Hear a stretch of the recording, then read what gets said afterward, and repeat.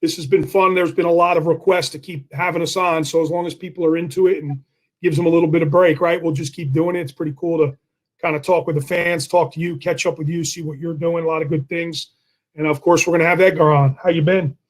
I'm doing good, man. I'm excited to hear from Edgar, see what he's been up to, how he's adapting to this kind of situation. But, for me, he was one of my role models, someone I still look up to. So I'm super excited to have him on. But I've been good. I've been just hanging, working out once a day, cooking good food up for dinner, and just kind of laying low, man. Yeah, it's been pretty clear, right? There's been maybe the country, there's been a little bit of action, maybe opening some states up, getting back. You could see the curve starting to flatten here a little bit. Not that I'm a doctor. I'm not trying to be a doctor, but it looks like hopefully we're about to maybe turn the corner on this thing and have some more action. I know you got to probably be a little bit fired up about that, right? Oh, yeah, man. I'm just excited. I want to get back to grinding with the Rutgers guys, all the guys I train with, and some of the guys that are home for summer from other schools, man. Like, just exciting time as a wrestler when the trials were coming up for my wrestling, man. To just cut that off out of nowhere is tough. So just trying to adapt and have creative ways of working out and kind of trying to match what we were doing at Rutgers at home. Yeah, it's this is going to be interesting because you and Frankie come from such a different background. I guess if MMA and wrestling is really, really different, but a really similar background. So, for the listeners out there, he joined us right when we started, right when I got the job. Coach Leonardis and myself, we got on, called Frankie, and got him on board with Rutgers Wrestling when he was first starting out fighting. He was with us every single day, so it was really, really cool. I think even before Billy got there, he was with us every single day that first couple of years, and even coached at the IWA tournament and brought Winston in. When Winston came in, Frankie was with those guys, so it was pretty cool. And then he just got so big and blew up, and man, I use him on every recruiting talk. I talk about Frankie, and because you've been in so many of these conversations, a part about being selfish, right? I always think about Frankie as being such a selfish athlete in a good way. Yeah. Meaning it's about his training, and nothing would ever get involved in his training. I remember him having kids, and he'd be training, and now a wife. He has obviously a wife and 3 kids, but training never took a back seat. And I know you looked up to him. I certainly looked up to him, and obviously I'm a lot older than him and coached against him, but coached with him, and just was awestruck on how he trained and how hard he trained, and just his mindset and belief. So I can't wait to get in on some of that with him and see where he's at with everything. Yeah, man, me too. I agree 100% with you. He's almost got like that Soriano effect when he comes in the room. Like, it's real serious. It's like he brings another level of intensity that just a lot of high level athletes can't match. So that's the best part about him, his energy, his will to never quit, man. Get knocked down 7 times, stand up 8, man. That's his mentality. I love it. Definitely something we all try to emulate a little bit. Yeah, I remember I think it might have been Maynard. I don't know if it was the first fight, the second. He's had so many fights with that guy, and he's had so many big fights. I kind of get him mixed up, but obviously it was the epic fight where he kind of got tagged and was out cold and just taking a beating, and then came back and won. And I remember going into practice the next day. I'm like, "You think you're hurting? You don't want to train today? You think like it's tough? You see what happened last night?" And back then we all watched his fights, right? Yeah. We all watched his fights, and I just remember, man, forget that you're a little nicked up and you're a little injured. This guy is on a whole nother world. So we got to start, and he's training with us. So you got to take something from it. Right. Yeah. No. And he's like the hardest worker in the room, in any room I've been in too. So it's just his work ethic, man, goes a long way. He's pretty late in a career to be a wrestler and then go right into MMA career. It shows that his work ethic shows for that, man. Like, goes a long way. He's willing to put the work in. He's willing to do what he's got to do to keep his body right at that age. And he's still at the top of his game. I have no doubt he's going down to 135, that he could be the champ there still. It's crazy, man. This guy's been doing it for so long, and we're tight with him. So obviously we always think he's going to win. But it's funny. You're like, he's still at the top of his game. And when you get to his age, right, he should be kind of like my wife and I sit and watch the fight. I can't watch his fights with anybody, right? Yeah. There's always these watch parties and, hey, Goody, let's all get together. Let's watch Edgar. I have to be by myself with my wife, and we sit and watch it. And I'm just like, I hope that's it. I hope he ends it, just because I love him. I don't want to, and it's such a violent sport, but he's doing so well with it. And we've actually been ringside for a bunch of them, and they're pretty special to watch. But we're going to find out today, how far, or at least we hope, maybe he lets us in on how much longer he plans on going. For sure. We got to remind some people, right, that on this fan line here, you could join us face-to-face by going in the FanCred app, going to the on-air section, and pressing that green fan line button while watching the show. That's a way to join us. And if you just want to add comments, throw those in. Any questions you have for Anthony or Frankie. Yo, just real quick before it comes on, I watched it last night. That was awesome, man. I jumped on a little bit where you were on with Coach Cordova. That was pretty good. You do a good job. And he asked some good questions, so I enjoy listening to a little bit different. I mean, I know you get a lot of questions somewhat similar, but he was outside the box on a bunch of them. Yeah, man. He does his homework, you could tell, and he's into it. He had you on, man. He had me on. He had Frankie on. He had some really good guys on, high-quality coaches, Yanni, Sebastian, Rivera. So I expected high-quality questions, but I didn't expect it to go an hour and a half. My phone died like an hour 25 in. Yeah. Me and Seabass both. Embarrassing a little bit, but. No, you got to get back on there. Yeah, you got to get back on there. I kind of knew he said it might go. On Simmons' phone, and it wasn't connecting properly. My face was just frozen, so it was like, double whammy. So that must have been towards the end. Well, the first hour was awesome. Thank you, man. The first hour was awesome. Mike in the comments, since Correnti won't be at RU next season, who are the candidates to fill 97? There'll be a lot of candidates. There'll be some guys moving up, and there's I got a lot of emails and texts about it. There's a lot of reasons why people leave, right? Maybe it's not for everyone. And this has nothing to do with Matt, but just to avoid getting all these questions on why Matt left. There's a lot of people that have transferred from Rutgers and for a lot of different reasons. And wrestling's a short window, man. And the one thing these guys want is, they want to know they're going to be the guy. So if they don't think they're going to be the guy, maybe they leave. Again, this has nothing to do with Matt, but there's a lot of reasons for people leaving. It's not all wrestling. Maybe it's academically, maybe it's socially. There's a lot of different reasons. So we will have a guy at that weight. I can guarantee you that. We're doing a good job of recruiting that weight. We will have some guys moving up in that weight, and you can read between the lines, right, Ant? I mean, you should be able to read between the lines on that, I think. I mean, what's the public information? He lost wrestle-offs this year in both spots, So maybe he feels he's not going to be the starter, so that's on him. If he feels he needs to go to a different spot and he wants to be the starter, that's his ultimate goal, then it is what it is, We're trying to create a championship culture, like sometimes those losses they hurt, but sometimes it could be better long term. Yeah, like I said, it's a short window, and you want to know that you're going to be able to wrestle. And maybe he didn't feel, it was hard for him in Pagano because Pagano didn't wrestle off at the beginning of the year. Then he entered tournaments. And that's always a tough situation for us. We don't really like to do wrestle-offs.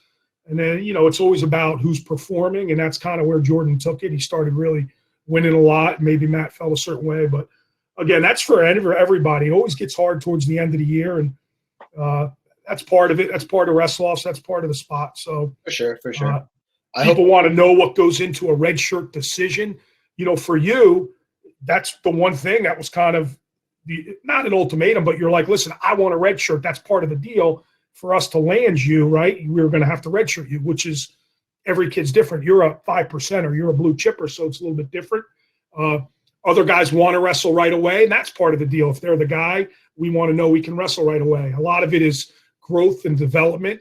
The big question will be pause, right? Should we, I've already heard, are you going to make the same mistake, blah, blah, blah. Listen, if Paz is ready to go and wants to go, we probably will do some things different with him, start with some open tournaments and see where he's at. But every individual is different. And Kenny Theobald, who ended up being All-American, redshirted as a junior. So his situation was different.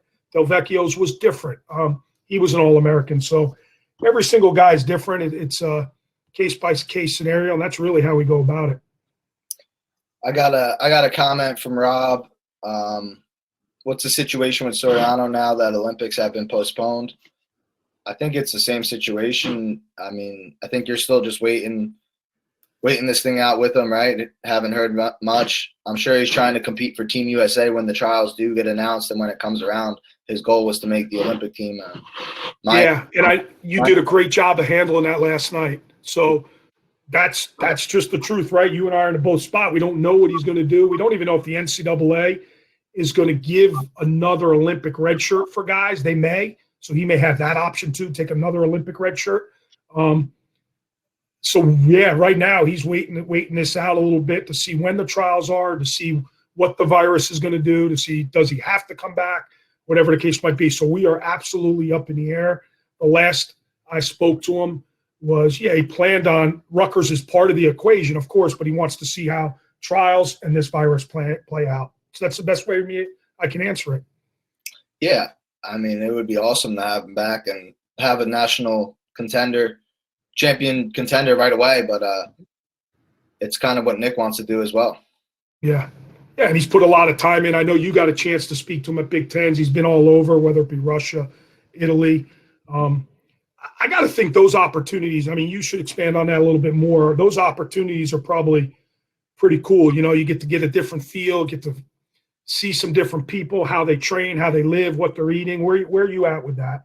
I like it. I liked it a lot. I've been able to go to Hungary for the university championships. That was more competition than training, but still just getting out of your comfort zone for a competition. And I've been to the Pan Am championships twice at senior level, once at cadet level.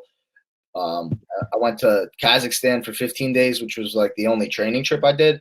And my impression was like, it was great to get out there, but I mean, I went 15 minutes away for college. So like being in Kazakhstan where it was third world for 15 days, it wasn't like, for me, I didn't want to do it again right away. I wasn't like, sign me up again. Let's go to Russia from here and take another 15 days.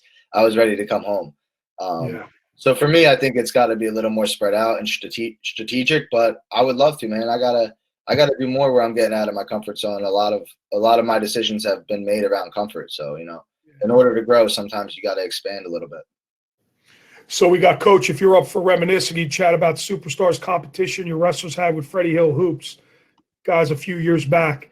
How tough are the wrestlers? Yeah, that was we practiced. Remember, I don't know, Ant, if you did much of it, but outside, and Frankie's backstage, so we'll bring him on in a second here, which we're fired up for. But we used to practice. We worked out. We did those gladiator workouts with the basketball team. When Winston was there, I remember that because they were bringing in this kid Rosario, who was the #1 New Jersey basketball player in the state, and we had Scotty was coming in, the #1 wrestler in the state. So we wanted to get those guys together, hanging out around campus. So we decided to work out with the team, man. We did some crazy stuff on the outside of College Ave during a football recruiting weekend. So there's all these tailgaters, and we were putting each other in wheelbarrows, just doing crazy shit with these guys. And, kind of, this is how we train. This is what we do. And, some of those hoops players were like, damn, what is going on here, man?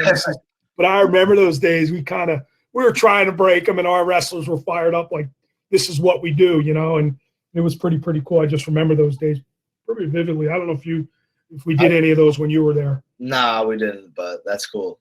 Yeah. And Rosario, Winston was like, Rosario's the man, I'm the man, we're going to figure out. And it was more of it was cool because they paired up. So it was a basketball player with a wrestler, and it was one of those basketball players like shine through and like. Yeah, they pushed hard, man. Yeah, they definitely pushed hard, but it was cool because the way we did it, outside College Ave on a football Saturday, everybody's walking to the buses, right? Yeah. So they would stand there and just watch us, and we went for like an hour doing the crazy gladiator stuff. So whether it was wheelbarrows, ropes, flipping tires, jumping through the tires. Yeah, that was everything. Like we were at College Ave Gym. We would do it right in front. That was like our opportunity. In springtime, like I would say I look forward to those workouts out front and take my shirt off real quick. Nice day.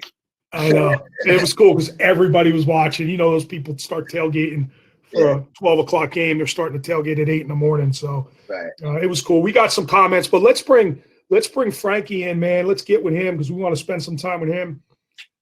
Is he back there? Frankie, you on? You guys I got don't know if me? they can plug him in. Maybe they can. Hey. There he is. Oh, Hey, what's up, what's up, fellas? my man? What's up? What Shave you the head. How you do? guys doing? You I shave took the it down, man. I took it down. I got the Who's beard. I cutting feel your like hair? built on a fake. Oh, good combo. Took it off, man. I'm going crazy over here. I got to get my apocalyptic look, you know? My roommate ordered clippers. It's on back order. He's thinking the same thing. I He's said, waiting take it down. Take it down, growing the face hair out. Trying to look a little like, ready for the Armageddon here. I like it. That's awesome, man. How you doing? Good? You hanging in? Everything? I mean, you got 3 wild ones at home. How's that going? Yeah, homeschooling's tough, man. I mean, look, I go out for a drive every morning. Like I make my coffee and I go for a coffee drive every morning just to get out of the house. Man. I have to, but we're making do. Working out when I can and just dealing with these kids. But it's nice when the weather's nice. When it's not so nice, man, it's tough being inside. Yeah, for sure. Days like this is like nice. Like I ran right before this. Like it's beautiful. It's a lot easier to work with than when it's like raining and real windy out. It's like you got to stay inside. You wake up, you don't even want to get out of bed. It's like, what do I got to get out of bed for? Can you hear him, Tough, man. Frank? It's depressing times a little bit, but yeah, I got you. Good. You hear Ant good? You hear me? You guys good? Yeah. Yeah, I hear. Hey, you guys good? You guys hear me? Yeah. Yep, cool. Yep. Yep. So what are you doing as far as training now? Are you getting any word from Dana White? Are they going to, is it a wait and see approach? You got to fight? Like, let the listeners know where you're at with everything professionally. I mean, for me, I don't know. I mean, I plan on fighting in June anyway, so that's kind of what my timetable I want to go for. I don't know now that all these fights got pushed back, how that's going to affect me quite yet. Dana's actually doing fighters this afternoon, so just get a little more information with that. But I'm still on my timetables like June, July. I like to fight, so this doesn't really affect me too much. But usually I'm in the gym, man. I'm in the gym every day, so not being able to do that is definitely it's a pain in the ass, man. It's stressful. Yeah. Stressful. What is your gym up in New Brunswick doing now? Closed? Yeah, we're closed right now. All those gyms, the New Brunswick gym, the wrestling school, all those places are closed. And all the gyms that I train at, Ricardo's, I haven't really got like with Mark. Chris comes down. Me and him, we got in a monogamous relationship, and that's the one person I could train with. That's one person I get a pass from my wife. Have you trained with Mark Henry at all right now, or no? Not during this time. No, I haven't. I told my wife though next week I'm starting to add some pieces to the puzzle here. I mean, there's only so long we could do this, man. I feel like I've been inside for a month. I'm staying away from old people, staying away from crowds, but I gotta start playing a little bit, right. You gotta. I mean, I feel the same way.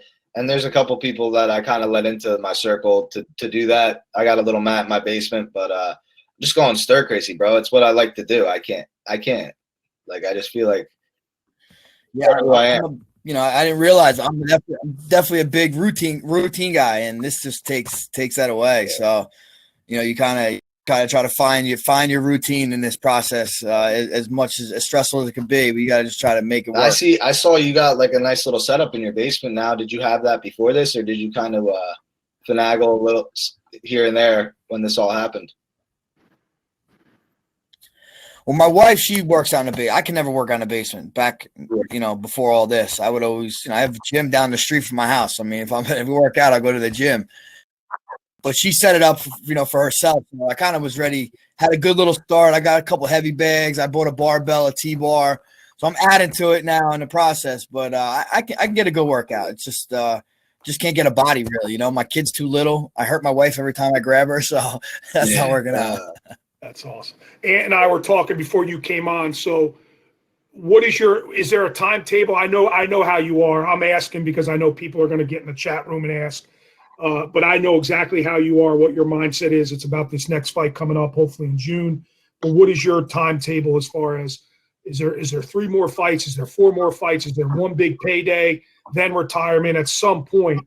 I mean, me and Coach Lear were always amazed that you were going to last 10 years, and here you are, you're still doing it. So is there a timetable on retirement? What does that look like for you? Yeah, I always said I'm never going to put a finite end on it. I always said, as long as my body feels good, as long as I still enjoy it, and as long as I can still compete with the highest level, I still feel like I could do all those things right now. But I'm not being naive about it either. I know time does not last for everyone, and 40's coming. I'm about 38 and a half, so 40's around the corner. I'm just gonna string it out and get as many years as I can. Like I said, as long as I can keep checking those 3 things off, I'll do this to the wheel, I guess you could say. That's cool. You're like Brady, man. You're like Tom Brady. Just keep going.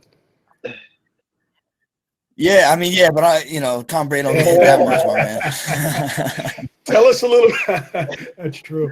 Tell us a little bit about, because we get, how it is, man. You're around sports. You've been around us a long time, and every now and then you get some crazy, crazy dads, right? And you're seeing it right now. Your kids are starting to wrestle. You're really, really involved in elite wrestling and the club scene for your kids, and you're coaching, and you're a dad too, right? You're a dad. So just give us a little bit of what it's like. I mean, I went through it with my son, and I have a whole different approach, probably a lot different than yours. But what is your approach with just being a dad, dealing with parents from a coach's side, but also being a dad dealing with his coaches? How does that work? Yeah, well, I tried to. Luckily, I've done it. I didn't start wrestling at such a young age as my son, but I did wrestle as a youth. I think 7th grade I started. So I don't really know what it was like being like elementary level and this and that, but I learned from the people around me of what to do and also what not to do. I have some friends that are those crazy wrestling dads, and I have some friends I follow Steve's advice a lot. Steve, led up Sebastian, and Sebastian's a different kid than my kid. Obviously, every kid's going to be different in the way they approach, but I definitely take a lot of advice from Steve, because the way he handled it, I think, was pretty good. I try to just push my kid the best I can without, making it not fun and without making him want to do it. Like, wrestling's a sport you have to want to do. I have one son that doesn't want to do it at all, and I have one son that's kind of bought all in. So I get to see both sides of it. And, you can't make someone do this sport. This is a hard sport to do, do it. Never mind if you don't want to do it. Yeah. So dealing with parents is I try to be as quiet. I try not to turn into that crazy wrestling dad, as reserved as I am, that people think. I had to have that switch in me as well when you mess with my kid, but I keep it pretty cool. Ant, go ahead, Ant. You want to add to that? I'm just gonna say, honestly, it's like, I'm in the little kid scene a little bit. It's just hard, like, when you get matched with a parent that's crazy like that. Like, sometimes it's hard to just control your emotions and not let it go a little bit, because you just want to knock some sense into these people. Like, are you kidding me? Like, what are you even trying to argue? Are you trying to fight me, or you want your kid to like wrestle? Like, what are you trying to do here? These tournaments blow up very fast. It's crazy. Just so you know, that doesn't matter if it's youth. That doesn't go away, my man. They're still crazy. They're still crazy, and everybody loves little Johnny, right? Little Johnny's the man. He can never do any wrong. That's why I love the fact, and that's even with teachers now, right? Everyone, it's always the teacher. It's never the kid. Now all these parents are becoming teachers because of what's going on. Now there's a little bit more respect for the teacher, right, Frankie? Absolutely, man. My wife called the teacher and was like, "Damn, I feel for you." It's tough. These teachers, we don't know. We drop the kids off and pick them up. We're good to go. Now we get to see it, and especially with my middle son, Santino, man, that dude cannot sit down. So I can't imagine how he's like. You get phone calls home about him? You get phone calls home about what's that? Yeah, not too much. He knows how to play the teachers. He's like, he's good at playing his game, which is, that's half the battle right there. So, we'll see how the grades go, but he knows how to finagle the teachers a little bit. That's good. Zach used to be the same way, man. I'm like, we would get calls home, like the parent-teacher conference, like, your son is the nicest kid. He's so polite. I'm like, what? He's crazy. He's off the wall. There's no way. And they're like, he doesn't even – he's so friendly with everyone, and he listens. Everything is please and thank you. I'm like, no way. I can't imagine that because of the way he's at home. But every kid's different, man. Every kid's different. Yeah. I think that's what we always hope for. Like, your kid may be an animal at home, as long as he's respectful outside the house. I guess that's what we always hope for. Yeah, I mean, I definitely when I was growing up, I mean, I feel like I had to be pretty good in public. Just my parents definitely did a good job. If there was any kind of discipline, it was like if you acted up in public, like that was kind of that was a big no-no. So I learned pretty quickly as a kid, honestly, about that. So Frank, real quick, tell us, I know you started that new podcast. Why don't you give our listeners a little bit of what's going on with that, plug that a little bit. That's been a lot of fun to listen to. Where are you at with that? Yeah, me and Roger Matthews from Jersey Shore fame. He is actually Jay Wow's ex-husband. Me and Roger, he's a Toms River guy. He's lived in Toms River, I think, since like '98 or something like that. So I've known Roger since probably 15 years now, and we decided to come together and make the Champ and the Tramp podcast. I'm actually in the room right now. We're just kind of hanging. I'm just doing our little interview down here, and it's in my basement. We do it once a week. We just shoot the shit, man. To guys, we get guests on. We gotta have you guys on. Maybe we'll have you guys on together when all this quarantine stuff goes away. But it's a good time, man. Just a bunch of guys that don't know what they're talking about. We talk about I love everything. listening too, man. I like what you guys are doing.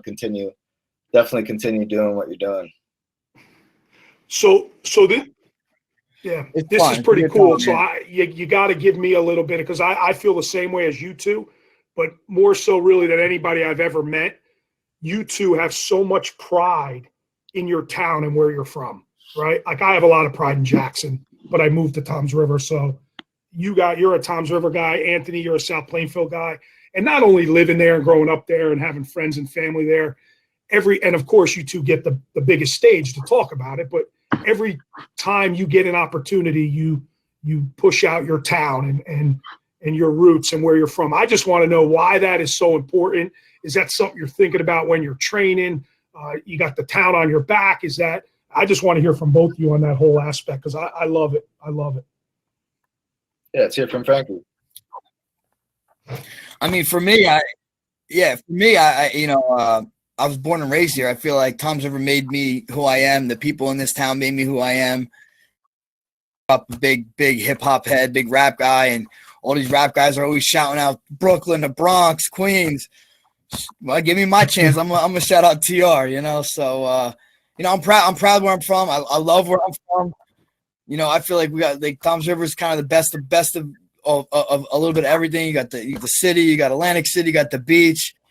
I'm just proud to be where I'm from. The people that are around me, it's a kind of a close-knit community, and like I literally have friends that I've been friends with since elementary school that I'm still friends with today. So, for me, that goes a long way. That recent post with your wife, I mean, like that's cool to see. Like you guys knew each other since kindergarten. What was that?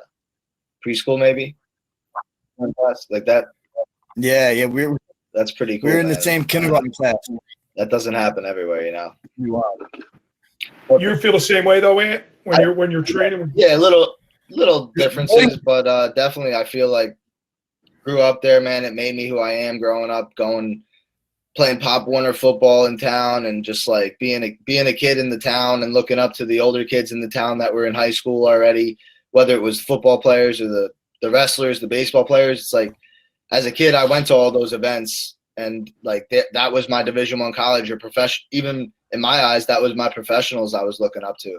Like I wanted to be them. I wanted to be the best in high school, and then once you start having some success, your eyes get opened up to other opportunities. But I hold it closely on my chest. Like when I'm walking out in the semifinals, I got that shirt, the South Plainfield shirt on, because it definitely made me who I am, and it engraved a lot of the characteristics of my personality and just who I am as a person. Yeah, I just remember. Yeah, obviously I coached at Jackson for a long time. It was a huge part of my life, and I would coach against Frankie and all those guys growing up, and for me, like Warren Reed was super important, but just because he was a legend, he's a guy who's been around for a long time. He coached against me. I always wanted to beat Toms River East, and we never, back in the late 80s, early 90s, we would struggle to do that. Then I go away to college, come back, and you want to beat like Tony Caravella at Brook Memorial. You want to beat Warren Reed. But I just remember talking to all those guys, because when I started coaching at Jackson, I wanted Edgar to come to Jackson. I wanted Masenko to come to Jackson, Vinny Salick to come to – I wanted to coach those guys. And they had such an allegiance, like Vinny Delafave, he has such an allegiance to Warren Reed. And I got to know where that comes from. Obviously, the guy wears his heart on his sleeve, but he's so much more than a coach to you guys. And it goes back to the guys that wrestled for him in the early 80s and late 70s. I mean, there's a reason why he is who he is, but where does that relationship come from? Mr. Reed is just a special guy, man. Just like to the aura he has around him. He's this gravelly voice and just hard-nosed type of person. And he just lives for wrestling. That dude lives for wrestling. You see him anywhere, he's going to talk to you about wrestling. He ain't going to talk to you about probably anything else. He's going to talk to you about wrestling. And, I mean, dude, he's been around. He coached Bruce Baumgartner on the national team, right? I mean, this guy's just a legend. And, I mean, he's the only coach at high school East, I think, 76 or something like that. And like you said, he had, had a lot of successful teams and guys still come back. And when he had his 400th win, the place was packed with alumni. So, he definitely has that effect on a lot of people. And, he's still a big part of my life to Elite and his grandkids, rather, Steve and Brett's kids come and train at Elite. So and he's still at it coaching, which is crazy to me. He's been doing a long time. You don't know this, Ant, but he would do the Fargo teams, and he was the guy in charge of waking you up when we go to Blair Academy for a week. He'd have to wake you up first thing in the morning, bring you on a run, and that whistle. He would always do it, man. But he's still doing it, still going strong. It's he's a huge part of that town. Wakes up every day, I guess, and has breakfast at that one diner on Route 37. What's that diner they have there? Fast Break Diner. Fast Break. The Fast Break. It's a good spot. So he's living his best. He's living his best life for sure. Yeah. You have anybody in that town, Ant, that kind of resembles that at all, or no? No, not to that extent, man. He's a legend for sure. One of a kind. But even like seeing him as a kid, like for me, he hasn't really changed much. I was wondering as you're talking about him, like, did he ever look like different than he looks? Because I feel like he's looked how he looks right now for like 25, 30 years. See, like when I was coming into high school, so my freshman year, he looked to me, everyone looks old when you're young, so he looked the same, but he was a lot taller. I feel like he was a pretty big dude.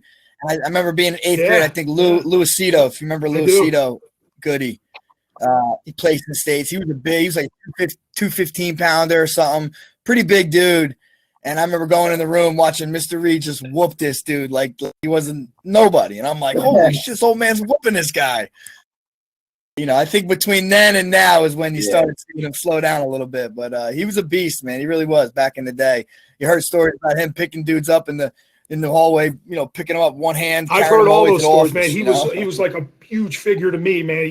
And now you can tell as he's getting older, he's starting to get his back starting to crumple over a little bit. You could tell, but he was such a huge figure, especially down the shore. And those years, Toms River East, Brook Memorial, Southern, and Jackson were like, oh man, it was crazy. I have one quick story you could add to it because I'm going to ask you. I want to know who your favorite competitors, who you went against, but the one story, and Ant, you don't know this, but this is pretty cool. Back then, even to this day, right, the coin flip in high school wrestling is super important for you to win a big dual meet. And we talked about how big the dual meets used to be, especially down the shore, the Saturday nights, the Wednesday nights. It was a one-on-one. There was no quads. It was a big deal. But Toms River East Jackson was a big deal. And we were getting – it might have been one or two in the shore. Maybe Brook Memorial might have been one. I don't remember, but it might have been your senior year. You weighed in at Dewey's weight, Dougwood Stanley's weight. It was his junior year, I think, your senior year. Is that correct? So you come out, captains come out to flip the coin, and I'm waiting to see. Yeah. I was the assistant at the time, but I knew the coin flip was really, really important. You guys won the coin flip, and you immediately were like, boom, let's go, baby. Like, I don't even know if you picked Otter or Eden, but you won the flip, so you were on Dewey. Dewey couldn't go up, couldn't go down. You were going to wait for us to send him out. And Dewey was fourth. He took fourth at Fargo the summer before. For World Team Trials, he was fourth in Fargo. He did it all. He was he was a great wrestler. So we had these two guys who were probably the two best wrestlers in the state. Now they both weighed in at 140, and Frankie won the flip and knew right away he was going up. And just that mindset that night, like you wanted that match, and kind of brings me into the question, who were the guys you were looking for, chasing down? I know Anthony always talks about guys he trained for. Dean Heil was someone who was in his mind all the time when he trained. Are you like that? Were you like that? Where are you at with that?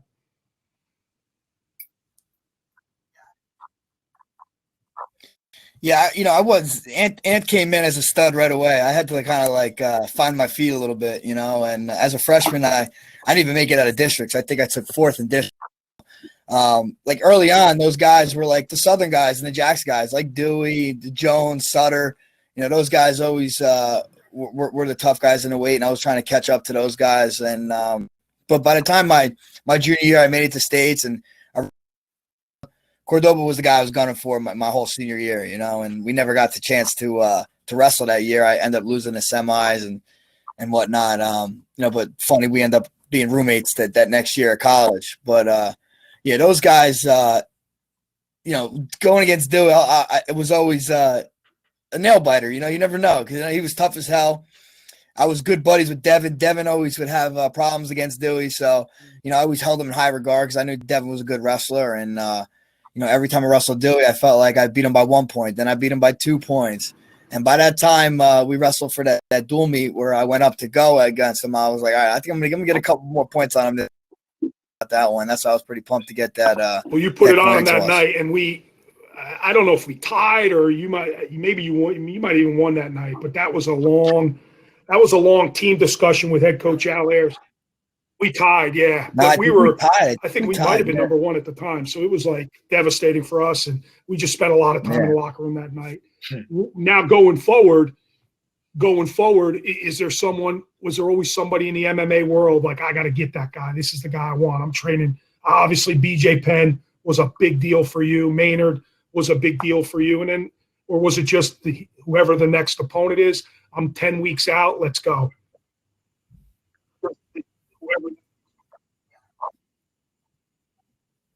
Yeah, there's so many guys you could think about in MMA because, there's the top 30 guys you could possibly fight. And I try to wait till I find out who I'm fighting before I focus on someone. But early in my career, Sean Shirk was a guy that I knew I wanted to fight. He fought BJ pretty close and ended up getting stopped. And I knew he was trying to get a fight. I'm like, that's the guy I want to fight.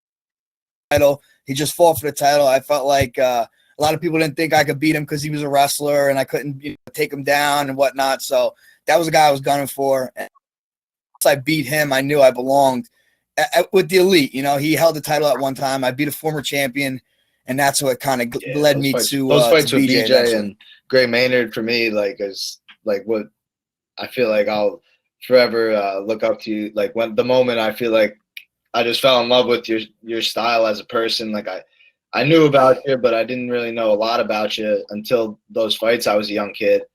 I knew you were coaching at Rutgers, but I don't even think Billy was at school there yet, my older brother.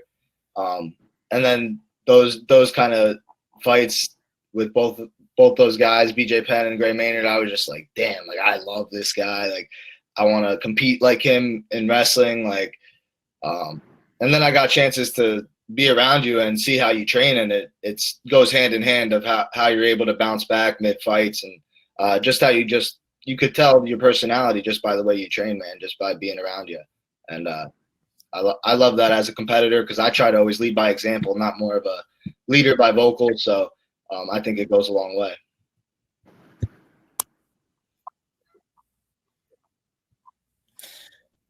Thanks, man. And I've always surrounded myself with people like that, like yourself. I mean, that's why I've been made sure I brought you in to a couple of my camps and try to get up to Rutgers and wrestle with you guys because, like-minded people, bring like results, and you got to train like that. You got to put yourself around people that are like-minded if you want to achieve those goals, And it's luckily that we have such a good community and environment here in Jersey for MMA and wrestling that we could do that, rather easily. You probably go around the country. There's not many places like Jersey for combat sports right now. I'm telling you that, as far as jiu-jitsu, MMA, and wrestling. It's pretty cool. I don't know if many, be the hotbed. People really that even support Rutgers wrestling understand how much different guys are coming in and out of the room sometimes. And it's so cool that we have that regional training center now, New Jersey Regional Training Center, to have have those opportunities whenever we really want. And even in MMA world, grappling world now is starting to get some guys. We're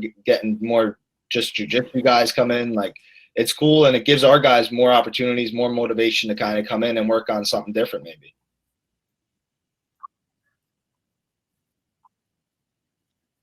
Yeah, absolutely. And plus, you see them guys clowning each other, Rodriguez For sure. and Downey. I mean, I guess For it sure. makes for a good, good We've been so entertainment darn and whatnot, fortunate, you know? like having you early on, really to get Rutgers wrestling up and going. You were a huge part of that, and obviously where it is now today, you're always using our guys to train with.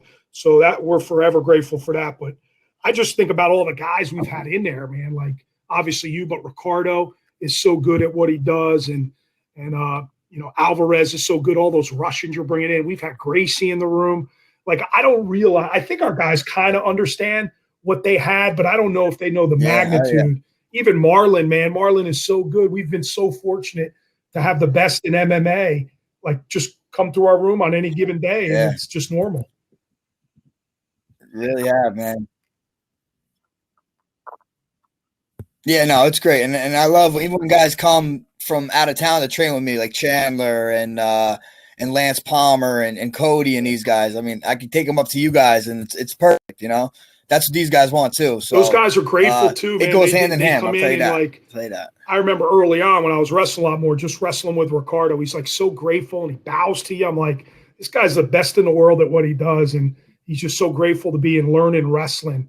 Is that like the number one, you know, art those guys need to pick up on is the wrestling part? Obviously, you're way ahead of the game and in the wrestling area, but for you, it wasn't wrestling. But for those guys, is that the biggest piece to the puzzle?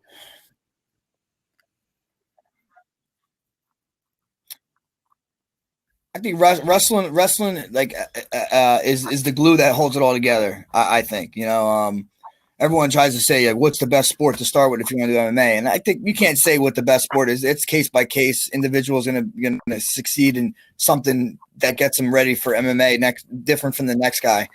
But I feel like, you know, just the fact that wrestling is, if I want to stand up and I don't want to go to the ground, you have to take me down. That's wrestling. If I want to go to the ground and you don't want to tell me and I take you down, that's wrestling. Like, wrestling is the glue that holds it all together. And this, the fact that wrestling's, like, I always say, striking's hard, jiu-jitsu's hard, wrestling's the hardest out of all of them. Doing all, like, a live wrestling go is probably the hardest thing you can do next to MMA, because MMA is pretty much that with striking, you know?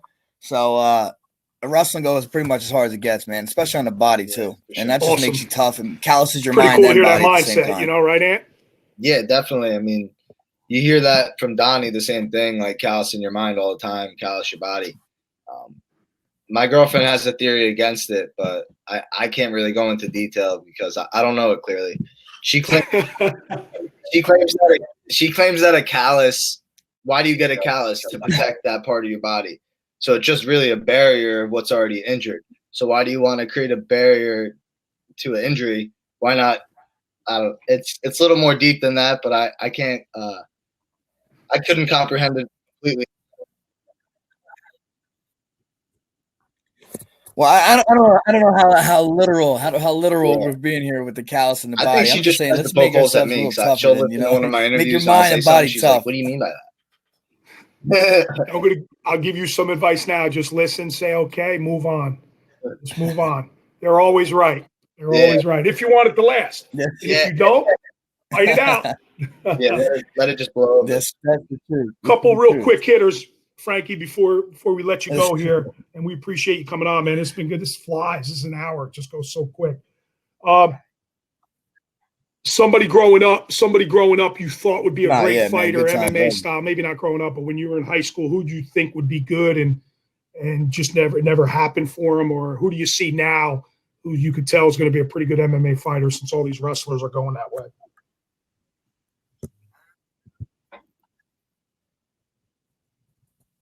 Well, one guy, I'm not gonna say his name, but a teammate of mine that I actually wrestled with. You know who I'm talking about.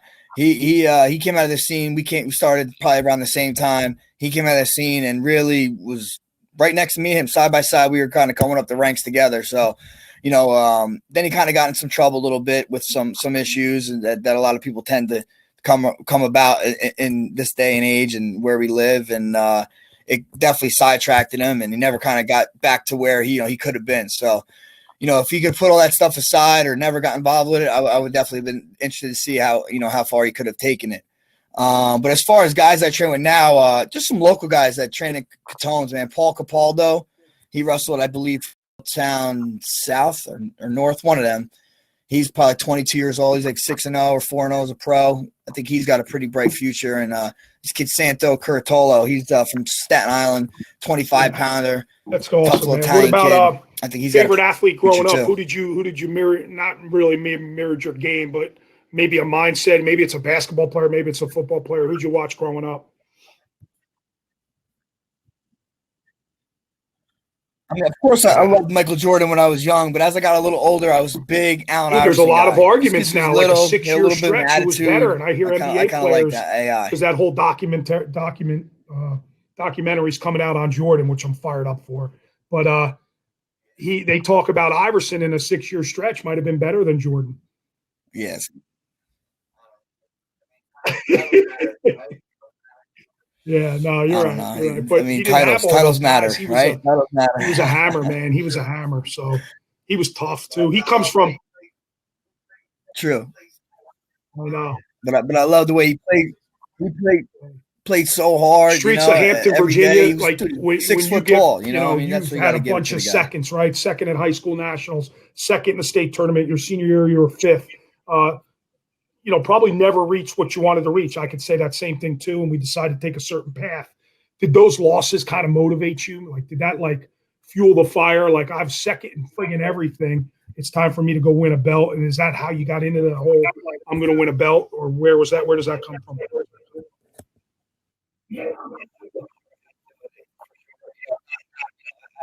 Yeah, I'm sure it had to do with it for sure. I definitely set high goals for myself right from day one. Even being fresh into wrestling, I've set high goals for myself, and not attaining them definitely hurt me.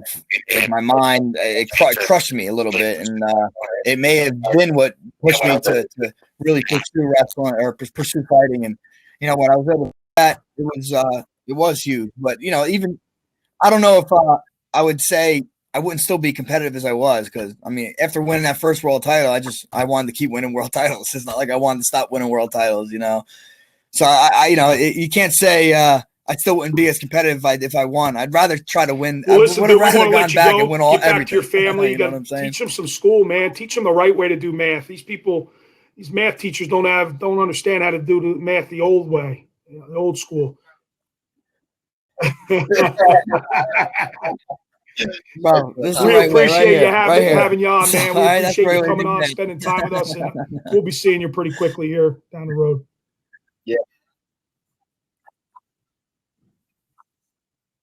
Yeah, absolutely, man. As soon as this gets right here, squared away, man, I got to get you guys here. some champ and a tramp, and then I'll get up in that room too. Scrap a little bit, Ant.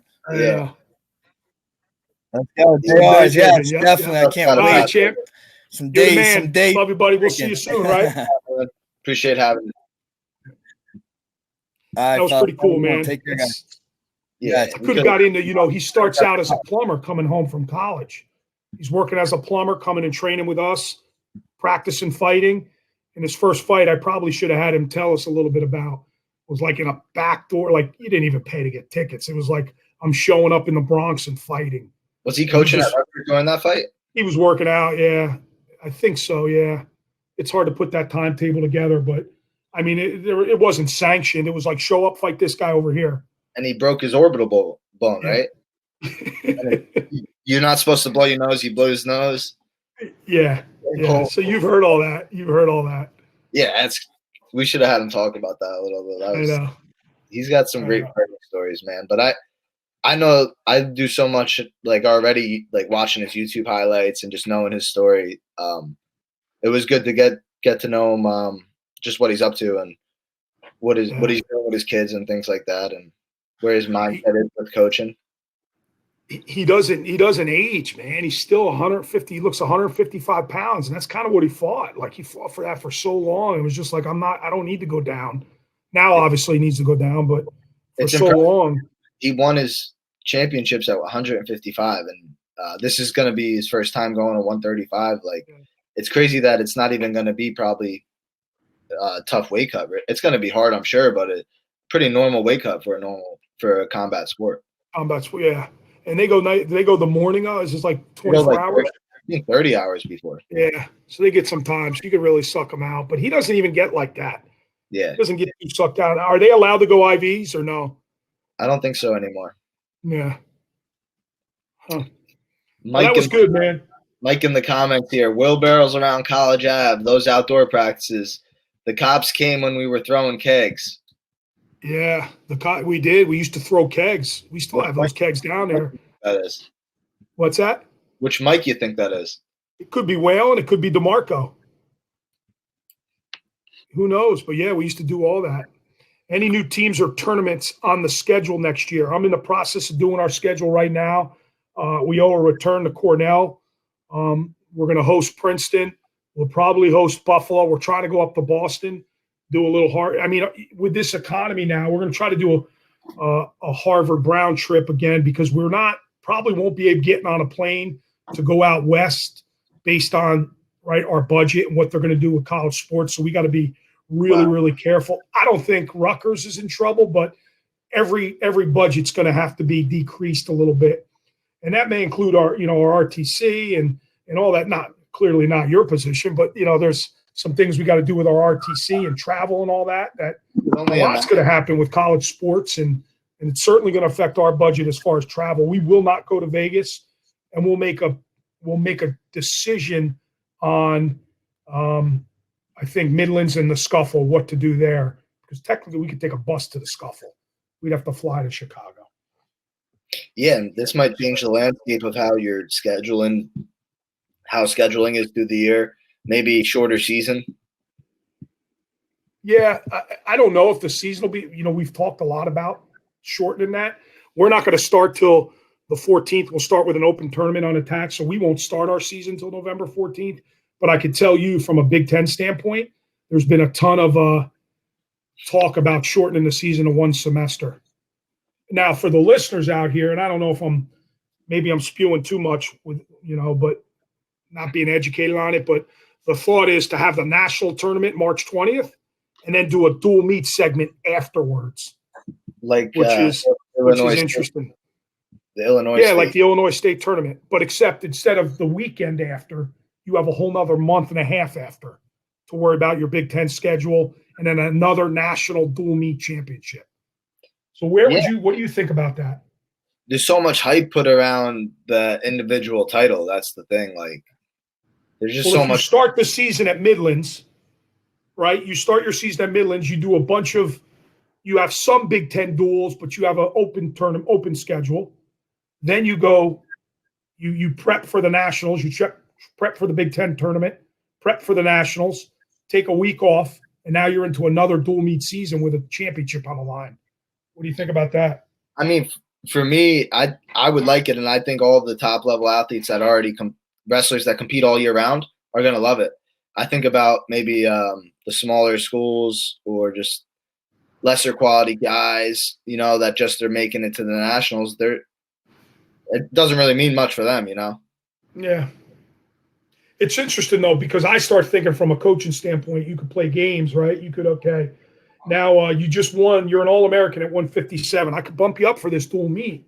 We could bump you up here to 65. And instead of being like, I don't want to lose my seed, I don't want to lose my descent. True. Right? So there's a little bit more. If the NCAA can put a national champ behind it and really recognize it, it'll go a long way. I think the NCAA really, really wants to do that. And think about it from this perspective, too, which you don't think about right away, and I didn't either. We redshirt the most athletes of any sport. Our GPA is not the best of every single sport. So they want to you get sick, you get flu, virus, especially now. This really happens in the fall and October. So the freshmen coming in, going back to the redshirt thing, they're not used to. They're starting practice right away. So now you give them a whole semester to get used to, right, the grind of college athletics, college education, and now you start your season December 28th. More clarity on who's going to redshirt, who's not. Yeah. I would be into it. You know me, I'm a big dual meet guy. I love dual meets too. coming Yeah. from South Plainfield, man, we prided ourselves on winning a state title. That was the Yeah. only goal. And we didn't really talk much about individual goals until that was done. Yeah, I just picture us taking 2 weeks off after the national tournament and then motivating guys back up to try to fire them up for duels where you could, see how far we can go in a dual meet champion. I think that'd be pretty cool. I see my wife's commenting, right, on my day drinking. What'd you say? I got one, Mikey. The Mikey is Mikey Simmons, the new freestyle coach for Anthony. Oh, yeah? He's training you? That's You what know he said. Mikey Simmons. I say this all the time. Mikey Simmons could be an awesome wrestling coach. His work's getting in the way of it. I would love for him to take over a program. I tried so hard to get him at Toms River North. So he could be really, really good. How How many many teams? Go Mike, ahead. Mike wants to know how many teams. Yeah. Actually, the thought process was 32 team tournament.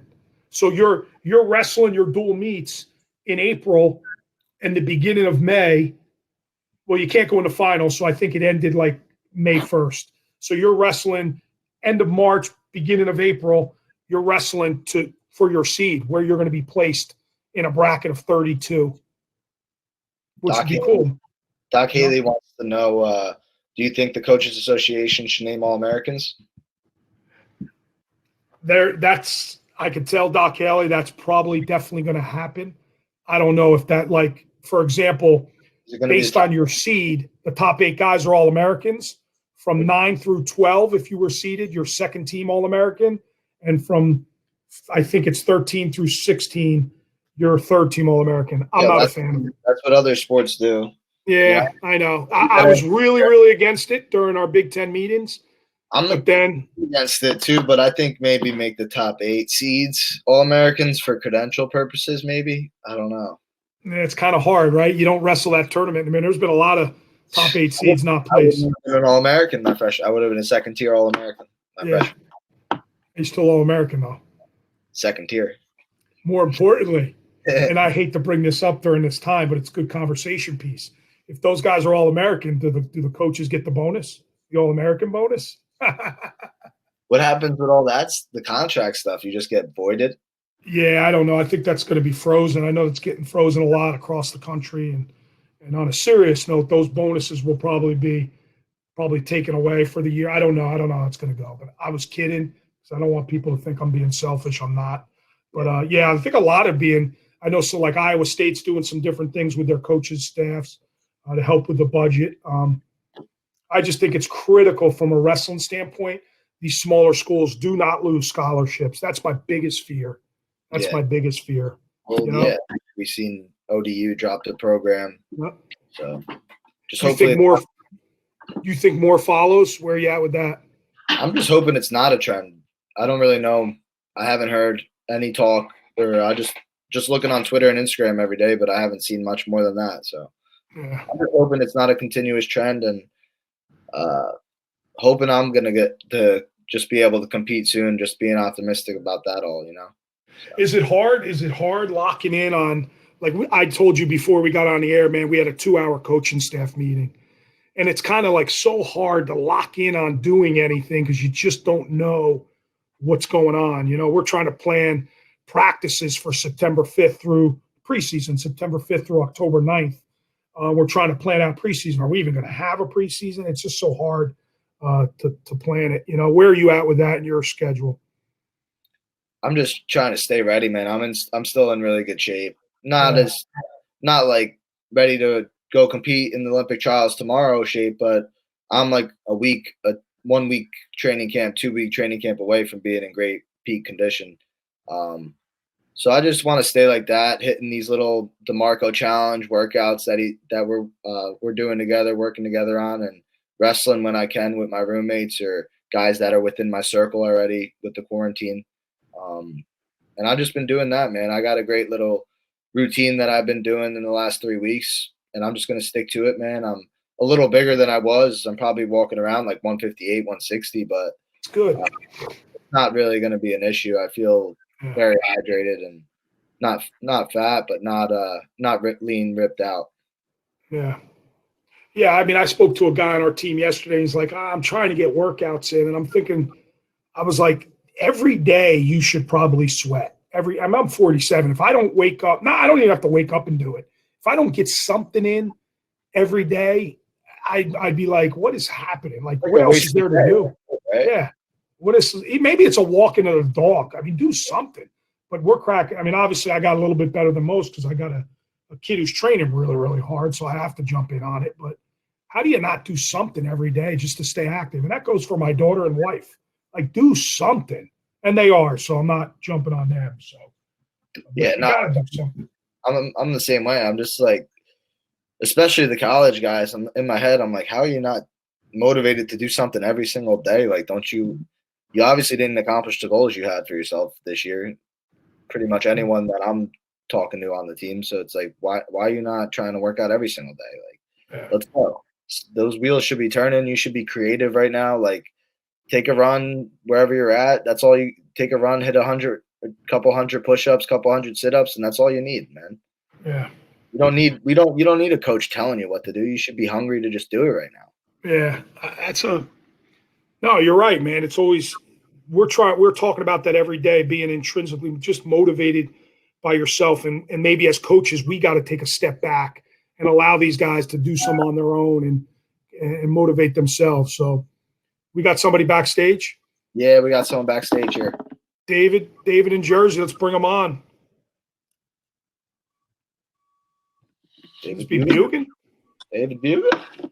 Cordova, bro. Cordova! Join. Coach, you've been awesome, man. I've been following. I'm learning so much from all your athletes and all the coaches that you've had on. I look forward to hearing from the club coaches next week. But I'm following that, dude, even if I got to go back and watch it. It's been good. It's been good for me. It's always good to learn. Yeah, man. It's awesome that I got to see you three guys talking together. And I'm like, damn, I just interviewed all three of those guys. Yeah, that was awesome. You know, I wanted to jump on real quick because I want, you know, since you guys just had Frankie on, I wanted to just say a couple stories about that guy. Just like he told you guys, we were roommates in college. And we would be, I mean, dude, when you talk about hip hop, that dude is into hip hop. All right. So he would be the only one on our floor listening to rap. And everybody would like all like the black guys on our team, they would come in and be like, yo, Frankie, what are you listening to? He loved Biggie, man. And we would watch like UFC, like UFC 10 or 15 or whatever. And he'd be like, yo, one day I'm gonna fight one day. And I thought he was crazy then. I'm like, you're nuts, bro. And I remember vividly this one time, a 125-pounder, he was dating one of the frat guys' girlfriends. And he's like, yo, I'm going to this frat party. And I know I'm gonna go anyway. We're like, dude, don't go. You're gonna get yourself in trouble. So he still goes anyway. 20 minutes later, he's giving us a call and he's like, dude, I'm outside. Like 10 of these frat guys want to fight me. And I remember being at the house with Frankie. Frankie's like, yeah, where's he at? Where's the party at? Let's go. And I'm like, all right, bro. I was like, where you at? So he told us the address. We drove down there. Frankie gets out of the car, doesn't even care who's who. And he's like, just show me the guy. And he goes, back to him. He goes, yeah. Boom. Bro. And then he just starts like, and then they all start just coming at us. And he was like, from that day on, I'm like, this dude needs a fight, man. I'm like, this guy, he's got some balls, you know, he could definitely bang with him, you know. And we got a couple fights, you know, like, you know, just the wrestlers, you know how it is, Anthony, you know, sometimes some of the frat guys, you know, kind of think they're a little tougher than you, but nobody's tougher than the wrestling guys, you know? Yeah. But it was good. I thought I'd come in and share that story. I mean, he's a good guy, man. You know, talk about hard-nosed wrestler. You know, we were freshmen when we were at Clarion, and we had Sheldon Thomas was an assistant coach there. Tony Perler was an assistant coach there. There were two hammers. Those are the reasons why me and Frankie decided we wanted to go to Clarion in the first place. I tried to get him to go to Lock Haven really bad. Oh, okay. Yeah. I did. And it was because of Perler, I think, and Sheldon Thomas that he chose Clarion. We were at high school nationals. Remember, like you said, we wrestled each other in our junior year in the state finals. Then our senior year, we didn't get a chance to wrestle each other. We really wanted to wrestle each other again. It didn't happen. And then it was at high school nationals that we talked for the first time. And the only reason why I talked to him is because we were standing in line for Parade of Champions. So I was like, I guess I'll say what's up to this dude. I didn't, I'm like, so, hey, what's up? We were ready to talk, and we chatted a little bit. And it's funny because my brother ended up coaching him in the finals of the Nationals. Wow. Him and I don't think Warren Reed was there at the time. Maybe he was. Maybe, I don't know. He might have been there. But my brother coached him, and he lost in the finals to a kid named John Massa. I don't know if you ever remember him. Kid wrestler. Oh yeah. Oh yeah. Yeah. Yep. And they had a really, really good match.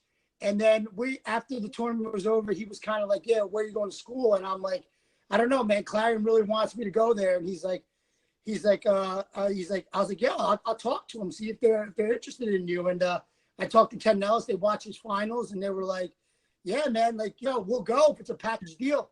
And it worked out for us. And we went out there, and again, we went out there for Sheldon Thomas and Tony Perler.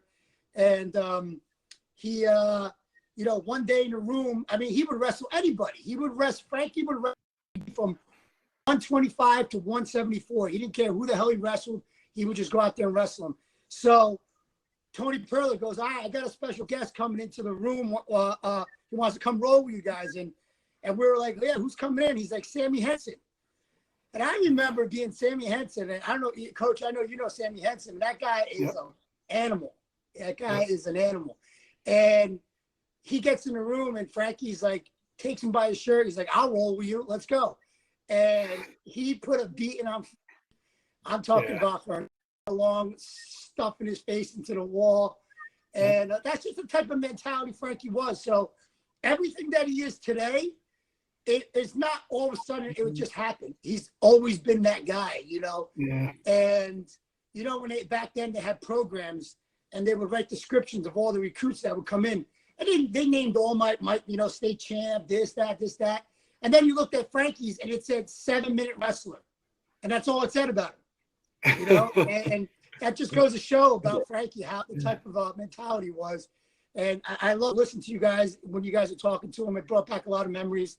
And I love what you guys are doing too, man. Thanks, man. We appreciate it. Yeah, it's been fun for us. I know you do it every night, so you're used to it, but it's been fun just to get away from everything, the daily grind of this whole Corona stuff. And so it's been cool to talk. And we have these fans at Rutgers. You know, these fans at Rutgers are wild, and they're texting and emailing. They want more. They just want it. So we'll keep doing it. Yeah, man. Yeah, man. And Anthony, I'm sorry for keeping you on so late last night. I hope your girlfriend didn't get mad at you, bro. Nah, bro. That was my fault. Phone died. It's all good, man. Well, thanks for having you guys. Guys, I'll be listening. Do your thing, and we'll be watching Monday night. You'll be on again Monday. Yeah, I'm gonna do all week next week, Monday through Friday. I got Yale Street Wrestling Club, Empire Wrestling Club out of New York. I have Mike Krause, one of the best youth coaches in the country. I want to hear him out. And then I have Steve Rivera, who you guys know very well. I really look up to Steve Rivera, and I kind of emulate my wrestling club around him. So I'm really looking forward to hear what he's got to say. And then I'm going to slow it down a little bit, man. It's when you got to put together all this material for all these different guys and try to remember. It's a lot of work, right? Yeah, it's work. And you know what? I get a little nervous before I talk to some of these guys because I want to make sure I'm saying all the right things and I'm asking the right questions. Yep. I try to do my homework. It ain't easy. I know. Real quick before you go and you hang up, we'll talk about it. But who are the year Frankie took 5th? Who were the top 5 guys? Because I thought you guys were going to wrestle too. Who were the top 5 guys in that weight? So it was your senior year.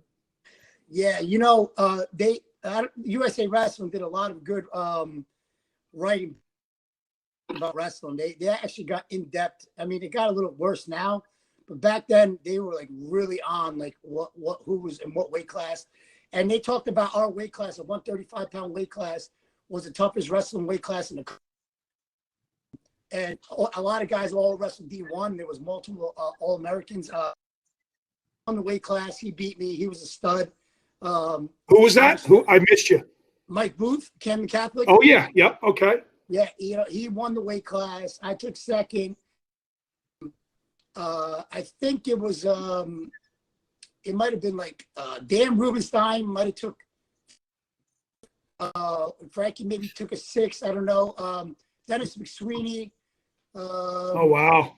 Wow. Justin Lejo. So that's like Oklahoma, Clarion, couple Oklahomas, Clarion. McSweeney went to Wisconsin. He went to Wisconsin. Mike Booth went to North Carolina. Yeah. Wow. That whole weight class was stacked. You know, it's funny because that year I weighed 135 and Frankie was 135. We were all 135. And when back then you could see who was going in, like at what weight class. So I saw Booth drop down to 130. So I dropped down to 130 to go after him. So I think Frankie was probably pissed because he didn't get another shot at me. But, you know, but it was great. College roommates, and we used to beat each other up in a room. And that was awkward our freshman year because we would beat each other up in a room and we'd have to walk back to our dorm together. And we didn't speak to each other the whole way back because we didn't want to talk to each other. And then we would get in the room. He would start playing some rap music. And then we'll be like, all right, now we're good now. We're good, you know? And we go right back into it again. I know that was probably, I don't know, Anthony, if that happened to you at all at Rutgers with any roommates that happened to you. I don't know if that happened to you at all. I mean, I was fortunate. My roommate was a 184 pounder. So we were able to we could just talk. We could de-stress a little bit after practice, just kind of talk about our bumps or if we were doing well or whatnot. Nice. I wrestled my roommate off twice. Really? It was the worst. Wow. Yeah, it was bad. But whatever. It's all part of it. Well, in high school, thanks for having me, man. I gotta go do a virtual private. That's what we gotta do these days. Virtual private. Gotta keep it going, bro. Gotta keep it together. Keep the wheels turning. I'm practicing the social distancing really good, all right? So I'm trying to stay good. So, but definitely go on my Instagram, Cordoba Trained Wrestling. We'll be there next week, and hopefully you guys are viewing, and I'll be watching the rest of your interview. Good job, guys. Yep. Cool, man. Thanks, Cordoba. We'll talk to you, buddy. Yep. That dude's killing it, man. These club coaches are getting so darn good and just so much more advanced. I always say I never really had that. We had Miles Hahn. The Hammer Wrestling Club was a brand new thing. When we got back from college, Vinny started doing Shore thing. But these guys are so darn good at what they do. And, you know, just in our area where you live now, right, Belmar, but the Shore, it's got 3 or 4 major clubs. And these guys are all super good. And they all try to do more than the other, and they're trying to outwork each other. And it's awesome. It's great for wrestling. Recently, I just heard Nick Roy Triumph. They got Ryan Preecious living in Asbury. He's up in there a couple times. I saw him there, yeah. Like all these kids, especially Jersey, PA, we're getting more and more All-Americans each year, kids that want to stay involved with wrestling. So it's going to be it's even going to be a more upward trend, I feel like, guys coming back that aren't trying to coach in college or compete anymore, but just still want to give back and get to a local club or a high school or something in that nature. And it's cool to see, man. I didn't know, like, it's crazy. I had no clue that's going on. Like, he's in there. Not that I should know, but it's just like 10 minutes from my house, you know? I would never expect that. It is. There's 2 ways to look at it, and we'll shut this down now because it is definitely getting late. We don't want to wear out a welcome. We want to come back next week. So, but it's two-pronged thought, right? If you have a wrestling club and it becomes a year-round, becomes specialized, it takes away from the football player, right? I think of my son. He loved football and baseball. He didn't want to wrestle all year round. And these kids are at club that he grew up wrestling with, started beating them pretty good. And he's like, I ain't going to do that. These guys are killing me. So now you start getting embarrassed about losing, but he's into football and baseball. So he chose that path. So it's kind of a 2-pronged thing. It's great to have, but then it really becomes specialized, just like anything else. Yeah. We got a comment. I'm kind of curious too. Most college programs work at a deficit during athletics. So why would budgets get cut if we didn't have seasons? Shouldn't we have more? Shouldn't we have more? I would say off the top of my head, your budget and losing money, a lot of getting money is from your donors, right? Are they given right now? Probably not. Your football season, right? Your football program should run the show, right? It generates the most money. TV rights, all that stuff is not coming in. So, you know, there's a lot of reasons what runs your budget. So I could tell you this, they didn't have a spring sport. They're going to bring spring athletes back. It's going to cost Ohio State $2.3 million to do that. That's a lot of money. They're bringing them back for what, next season? Yeah, so you're going to get another season, right? The people lost a year, they're going to get another year. It's going to take them. It's going to cost them $2.3 million at Ohio State. They could probably handle that. Maybe they're struggling. What did they save from not having to travel for their schedule? They saved a lot of money on that, but where do you lose the money? So think about the freshmen who are living in the dorms. And they gave a stat on Rutgers. They gave the number at Rutgers. And again, I don't want to be uneducated sending out a number that isn't accurate, but all those kids got to get money back. My daughter is going to get money back because she didn't eat the meal plan. She didn't live in the dorms. So you're going to get a ton of money. It's got to go back to these students. So think about all that money you get from somebody going to school. You're not getting all that money now. That's how that's how an athletic departments run. So I know, you're not traveling. The lacrosse team isn't traveling. Why are they wasting money? Well, the money they're getting in comes from a lot of different avenues. Enrollment is one. Donors are another. We're losing major gifts just from a wrestling standpoint. I can only imagine, just people can't afford it right now because of everything going on. So there's a lot to it that, again, I'm not super educated on, but that's where think about it, how much money you're losing. Olympic sports lose money. They ain't going to hurt the football program. Right? It's going to get hurt in Olympic sports. Right. So, right. Unfortunately. Yeah. All right, brother. Yeah. Let's enjoy the weekend, right? Yeah. Had a good time again, man. It's good thing going. I don't know. It's going to be hard, man. Going for Todd Frazier, Frankie Edgar. It's like, we're going to have to go back down soon. Like, can't keep going up from there.